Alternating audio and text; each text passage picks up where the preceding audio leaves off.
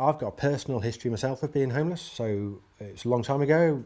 I'm not going to say how old I am, but I was homeless for about 6 to 8 months when I was 18. So I've got personal experience of it, and I've been working in homelessness for about 20 years now.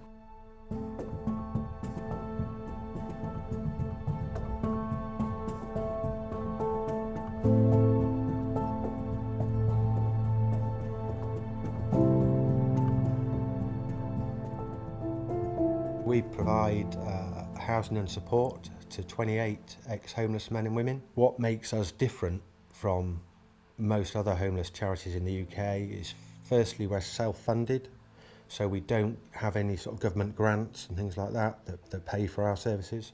Also, the model that we have where our companions sign off their benefits when they come in. Most of them claim housing benefit to pay the rent, but they sign off, they don't claim universal credit or any other benefits. We also have a social enterprise, and the people who live with us, we call companions, they also work in the social enterprise. So that provides funding for the charity. And that involves collecting second-hand or donated goods, donated household goods like fridges and sofas and furniture and things like that, and then we sell that in the store to members of the public. There's not many charities where as a donor you could directly meet one of the beneficiaries. So when you go to an Emmaus store and you buy something, chances are the person serving you is going to be a companion. You're going to be meeting one of the beneficiaries of the charity.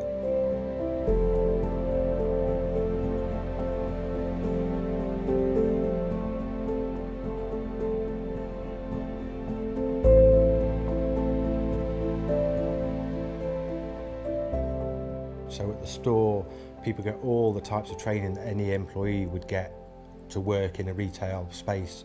So all the health and safety training, sort of manual handling and fire safety and that kind of thing. They also get training for operating the tills, working on the phones, working on the vans and specific tasks. We have PAT testing, so we do electrical testing of things, so people get that training.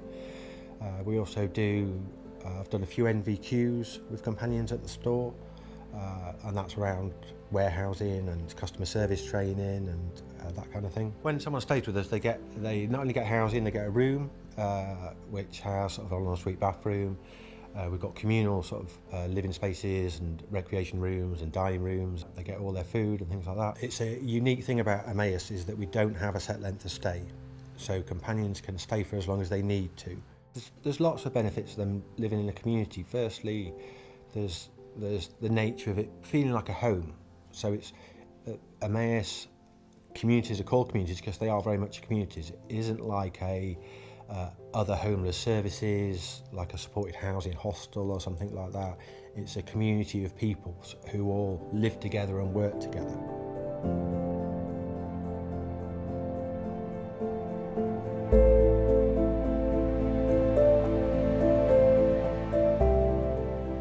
So the combination of the work and support that we provide to people gives them the skills that they need to move on in their lives towards independent living.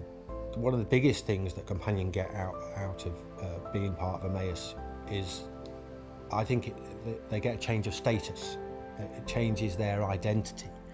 That for many people, before they come into the Emmaus community, they can have a very negative self-identity, that they see themselves in a very negative way, often a stereotype, or they've been institutionalised in many ways through other systems or through society in general, and they may see themselves as a homeless person or as a drug addict or as a criminal, or so they have a very negative view of themselves and have identified with this negative stereotype. When they enter Emmaus, there's a very clear sort of line in the sand that they then change. Their status is now as a companion. It changes overnight, and they see themselves as a companion. And not all, but a lot of our companions are very proud of being companions. We've had companions who have gone on Facebook and put their employment as a companion at Emmaus Oxford and things like that. So they're proud to be a companion and proud to be part of Emmaus, which is something you would not find in another homeless service. People aren't proud to be living in a hostel or proud to be in a supported housing project. Often they'll keep it secret and won't tell people that they're there. They won't want their family to know they're there. Whereas with Emmaus, it's the opposite. They want people to know that they're a companion and that they're part of Emmaus.